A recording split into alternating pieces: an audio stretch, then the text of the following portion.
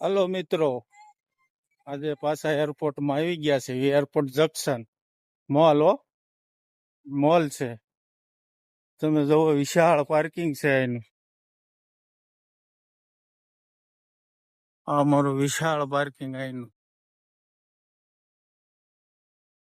Africa from ઝેબ્રોન.